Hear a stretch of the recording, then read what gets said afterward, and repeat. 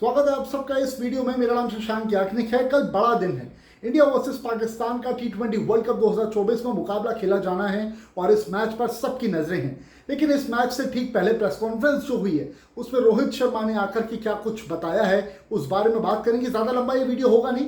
रोहित शर्मा ने जो कुछ भी कहा समराइज करूंगा उसको छोटे से फॉर्म में, और ताकि आप उस पूरी प्रेस कॉन्फ्रेंस की जरूरत ना पड़े।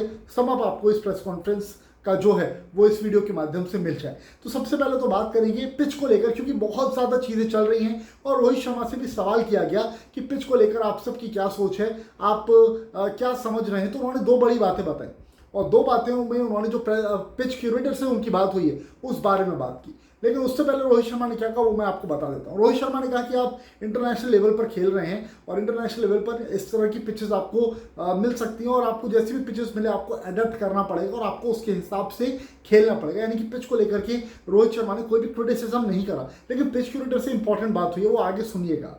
उससे पहले जो रोहित शर्मा ने बात कही, रोहित ने कहा कि आपने सबने गाबा वाला टेस्ट मैच देखा होगा, वहाँ पर क्या सिचुएशन हो गई थी, पिच कितनी ज़्यादा फट गई थी और हम सब ने भी वो चीज़ ऑब्जर्व की थी। हम सब ने भी उस चीज़ को देखा था कि किस तरीके से बॉल आकर के लग रही थी, प्लेयर्स की छाती पे बॉल रख रही है। चेतेश्वर पुजारा, रविचंद्रन अश्विन, बहुत बॉलें खाई थी इन लोगों ने।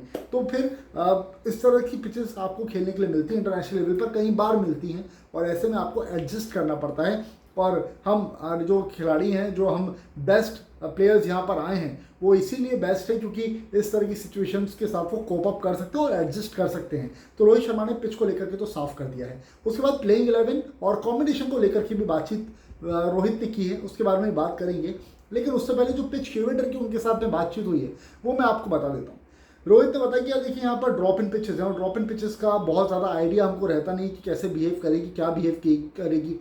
5-6 दिन से हम यहाँ पर हैं और मैच वगैरह सब हुए हैं, बट बारिश आई, कुछ प्रैक्टिस सेशंस हमारे नहीं हो पाए और हर दिन पिच अलग बिहेव कर रही है। ड्रॉप इन पिचेस हैं, ये ड्रॉप इन पिचेस को लेकर के यहाँ जो पिच क्यूरेटर है, जब उनसे बात की मैंने तो फिर उन्होंने बताया कि समझ नहीं आ रहा है पिच बहुत ज़्यादा, इसको ग्रास इसमें कितनी रखी जाए, कितनी हटाई जाए, किस तरीके से बिहेव करेगी पिच, ये पिच क्यूरेटर का कहना है। और रोहित ने कहा कि जब मैंने उनसे बात की, जब उनका ये कहना है कि जब उनको पिच के बारे में बहुत ज़्यादा समझ में नहीं आ रहा है कि किस तरीके से इसको टैकल करना है, तो फिर हम लोग चूँकि ड्रॉप इन पिचेस के साथ बड़े भी नहीं हुए हैं, हम लोग इस ऐसी पिचेस पर किस तरीके से खेलें, मतलब पिच को लेकर के कैसे असेसमेंट अपना दें कि पिच इस तरह से बिहेव करेगी या क्या कुछ रहेगा।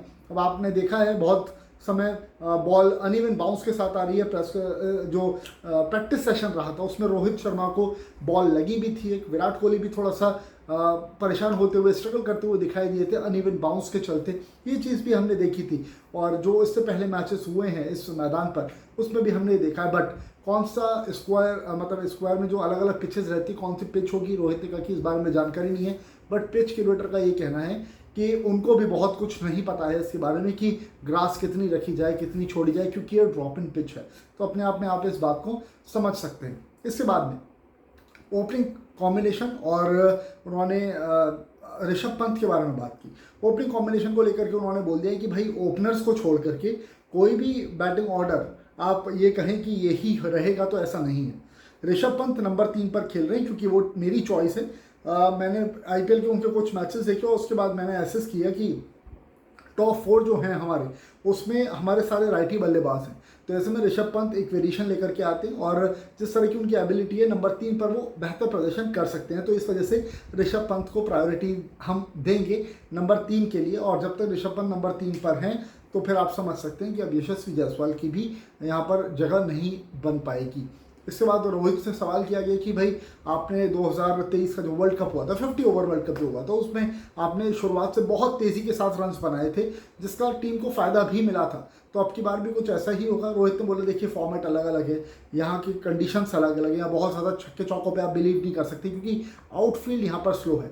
तो ऐसे में आपको करना ये है कि तेज़ी के साथ रन्स तो बनाने ही पड़ेंगे और हमने इसी वजह से अपनी बैटिंग में डेप्थ इतनी दी हुई है कि नंबर 8 तक हमारी बल्लेबाजी है। उसके पीछे की वजह यही है कि जो टॉप ऑर्डर है उसमें से किसी न किसी को चार्ज अप करना पड़ेगा और वो जब चार्ज अप करेंगे तो वो टीम के लिए बेनिफिशियल साबित होगा। बट छक्के चौकों पर यहाँ पे बहुत ज़्यादा रिलाई नहीं किया जा सकता, आपको रनिंग बिटवीन द विकेट्स भी अपनी अच्छी मेंटेन करनी पड़ेगी।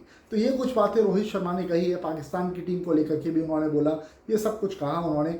बट ये कुछ जो हाईलाइट्स थी प्रेस कॉन्फ्रेंस की वो मैंने आपको सम अप करके छोटे से वीडियो में बताई है। उम्मीद करता हूँ ये वीडियो पसंद आया होगा। वीडियो पसंद आया तो प्लीज़ इसको लाइक कर दीजिएगा, शेयर कीजिएगा और साथ साथ आप सब्सक्राइब भी कर सकते हैं चैनल को अगर वीडियो पसंद आया हो तभी।